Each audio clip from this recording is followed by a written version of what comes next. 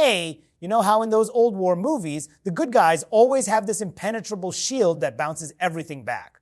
Well, it turns out real life is messier, especially when we're talking about Russia's latest tweaks to their missiles hitting Ukraine's defenses. So picture this back in early 2025, Ukraine's Patriot systems from the US were doing pretty solid work, knocking down a good chunk of incoming ballistic threats. We're talking around 37% success rate against those bad boys. But fast forward to September, and bam, that number craters to just 6%. What's behind the flip? Russia's been quietly upgrading their Iskander M and Kinzhal missiles with some sneaky evasive tricks that make the Patriots look like they're swatting at shadows. Let's break it down without getting too jargony. The Iskander M is this short-range ballistic missile, maxing out at about 500 kilometers, which means it can lob from deep inside Russia right into Ukrainian heartland targets. It's always been a pain because it's fast and low-flying, but the real game changer here is the new software or guidance tweaks that kick in during the terminal phase, those last few seconds before impact when it's screaming toward the ground at max speeds. Instead of following that predictable parabolic arc that ballistics usually do, these upgraded Iskanders now pull off sharp last-second maneuvers. Think of it like a quarterback faking a handoff. It dives steeply or jinks sideways just enough to throw off the Patriot's radar lock. The Patriot relies on advanced phased array radars to track and predict paths. But if the missile suddenly zigzags or drops like a stone, the system's guidance algorithms get confused and poof, interceptor misses by a mile.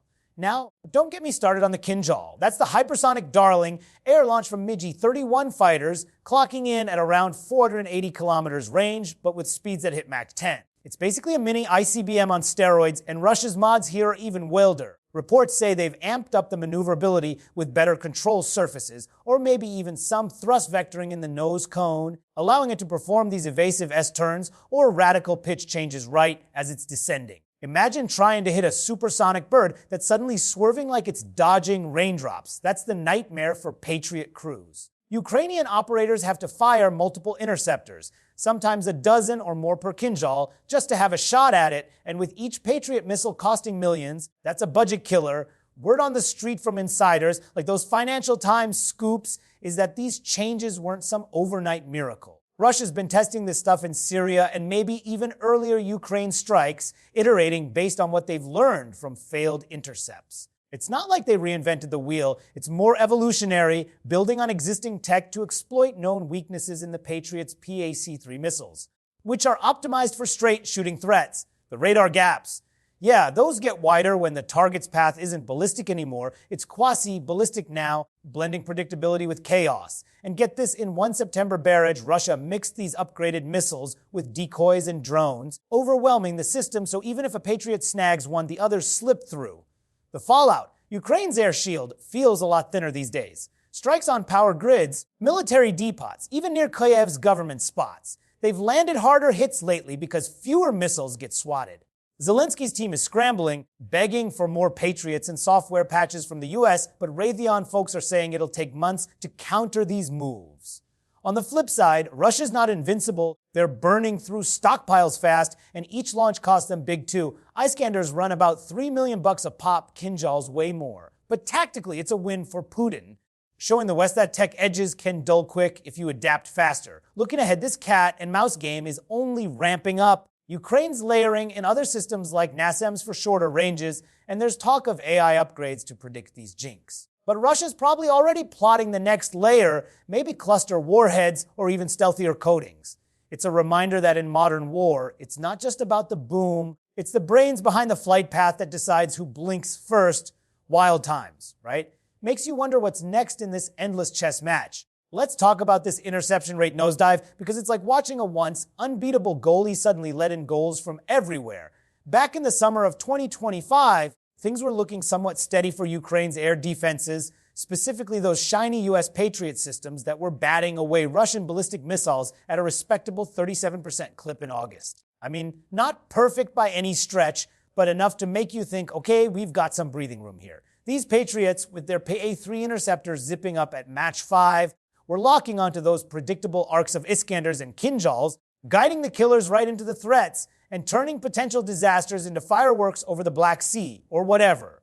Ukrainian crews were honing their game, coordinating with radars that could spot incoming heat from hundreds of clicks out. And yeah, the stats showed it. Out of every 3 missiles Russia flung, at least 1 got slapped down before it could kiss the ground. But then September rolls in, and it's like someone flipped a switch. The success rate craters to a measly 6%. That's right, 6%. We're talking about Ukraine downing barely 1 out of every 16 or 17 ballistic bad guys that came screaming in. And get this, Russia wasn't even ramping up the volume. They actually launched fewer missiles that month compared to the summer barrage. So it's not like they overwhelmed the system with sheer numbers. No, this was pure quality over quantity, a sneaky evolution that caught everyone flat-footed. Those upgraded Iskander and Kinzhals, they're the culprits pulling off these evasive jukes in the final dive that make the Patriots' targeting computers go, wait, what? Where'd it go? It's frustrating because the Patriots are beasts against straight shooters, but throw in a last-second swerve or a sudden drop, and suddenly the interceptors are chasing ghosts, wasting fuel, and exploding harmlessly in the empty sky. You can almost hear the sighs in Kiev's command centers.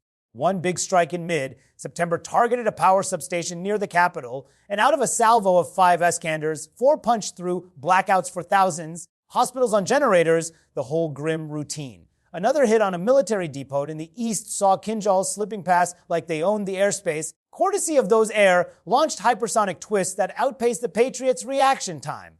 The drop isn't just numbers on a spreadsheet, it's real-world pain. Energy grids are flickering more often, civilian morale takes a hit when air raid sirens wail, and nothing gets stopped, and Russia's getting bolder, probing for weak spots with mixed drone, missile cocktails that force defenders to spread thin. From the Russian side, it's all high fives in the Kremlin war rooms. State media is crowing about how they're boffins, outsmarted the Yankees, framing this as proof that homegrown tweaks beat billion-dollar Western toys every time. Putin's probably toasting with his generals over how fewer launches mean less strain on their production lines, which are already wheezing from sanctions. But zoom out, and it's not all doom for Ukraine. Experts are quick to point out the 6% low is specific to ballistics. Drones and cruise missiles are still getting swatted at higher rates, like 70-80% in recent hybrid attacks. Plus, the Patriots aren't toast, they're just playing catch up. U.S. tech teams at Raytheon are reportedly rushing firmware updates to better predict those maneuvers, maybe even integrating AI for faster path calculations. Zelensky's not sitting idle either. He's on the horn with Biden and the EU, pushing for that mega deal of extra interceptors and maybe even longer-range toys like Tomahawks to flip the script. NATO's Parel fund is coughing up another couple billion for resupplies, which could juice things back up by winter if the logistics hold. And let's be real, Russia's burning cash too. Each evasive Iskander still runs millions, and they're not infinite. This decline. It's a wake-up call, a brutal reminder that war is an arms race where yesterday's shield is tomorrow's sieve as we hit October. Whispers from the front say interceptions ticked up a hair to maybe 10-15% with some tactical shifts like preemptive drone clears to unclog the radar view. But until those patches land, every night feels like Russian roulette in the skies over Ukraine. It's tense, it's techie, and it's got the whole world's analysts glued to their screens, wondering if the shield can bend without breaking.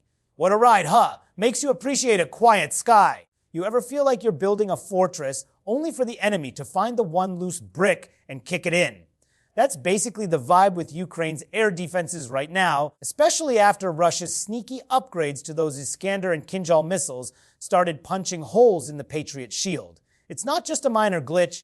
It's turning what used to be a pretty solid barrier into something that's creaking under the pressure, forcing Ukraine to rethink everything from tactics to begging for more gear from the West. Back in August, things weren't half bad. Ukraine was intercepting about 37% of those ballistic beasts, giving folks in Kiev a bit of hope that the skies weren't totally lawless. But come September, with these modded missiles pulling off their terminal phase dodges, that rate tanked to a heartbreaking 6%, even though Russia was actually firing fewer rounds. It's like the Patriots, these multi-million-dollar wonders from the U.S., suddenly can't keep up with a target that's decided to play tag instead of straight line football. The real gut punch is how this ripples out to the whole defensive setup. Patriots are the heavy hitters here, the only thing in Ukraine's kit that can reliably swat ballistic missiles mid-flight, but now crews have to unleash salvos, sometimes 16 to 32 interceptors just to nail one Kinzhal, because those evasive jinks throw off the radar locks. Each of those pays 3 shots. Around $4 million a pop, and with stockpiles already stretched thin from 2+ years of this madness, it's like burning cash to light a bonfire. Ukraine's got a layered approach, NASAMS for shorter, range stuff, Soviet Air S-300s holding the line in spots, even French, Italian SAM-PT systems chipping in, but the ballistics are the crown jewels of Russia's arsenal, and when they slip through, it's game over for whatever's below. We've seen it play out brutally this summer. At least 4 drone factories around Kyiv got hammered, crippling Ukraine's homegrown UAV production that's been a lifeline against ground pushes. That August 28 strike, 2 Iskanders zeroed in on a Bayraktar drone component maker, but they didn't stop there. Shrapnel shredded offices of the EU delegation and British Council right next door, a stark reminder that these aren't surgical hits, they're area denial nightmares. Fast forward to October 1, and Ukraine's Air Force straight up admitted 4 Iskanders from an overnight barrage all landed on target. No intercepts in sight. Blackouts, shattered morale, hospitals scrambling. It's the kind of fallout that makes winter feel like a siege weapon all its own, with Zelenskyy warning Russia's gearing up to black out the grid again, just like last year. And it's not just the hardware taking the hit, people are paying with their lives. Take Lieutenant Colonel Denis Sakun, the guy who scored the world's first Kinzhal takedown back in the day. He got killed in December trying to shield Patriot gear during a strike, a loss that stings because these systems need wizard-level operators to even function under fire. Batteries are getting dinged too. Some Patriots have been damaged or yanked to cover hotter zones, leaving gaps that force the remaining ones to multitask like overworked bouncers at a bar fight.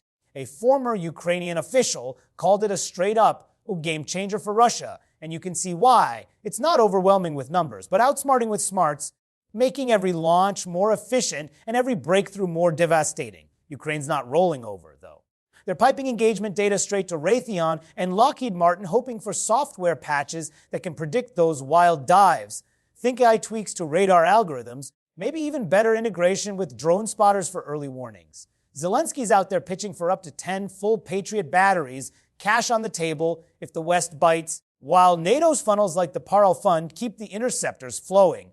Over $1 billion in US aid just this year for sustainment. Germany's chipped in components for 3 more systems lately, and there's talk of choking Russia's supply chain for Western parts via China. But experts like Fabian Hoffman at Oslo University say it's an endless adaptability arms race.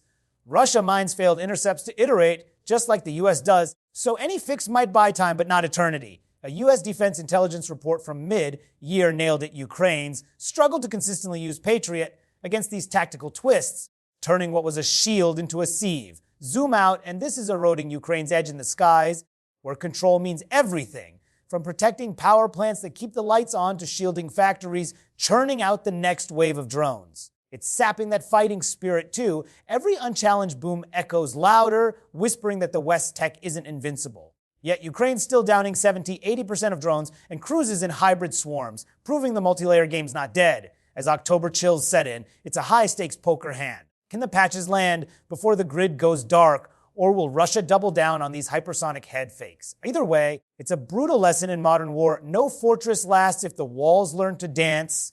Kinda makes you root harder for that next aid package, doesn't it?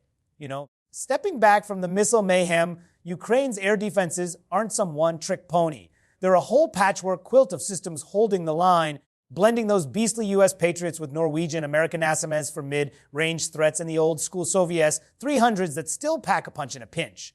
Sure, the ballistic breakthroughs sting, but look at that wild September 9 10-drone swarm that buzzed right into Polish airspace. Ukraine smoked 70 out of 91 of those sneaky shides, proving they're wizards at juggling hybrid attacks where drones play decoy for the real killers. It's resilience in action, even if Kyiv's taken some licks, like those Iskander strikes clipping near government buildings and drone factories, leaving shrapnel souvenirs in EU offices and forcing blackouts that hit way too close to home. Zelensky's not one to sulk, though. He's out there twisting arms in the West like a pro poker player going all in.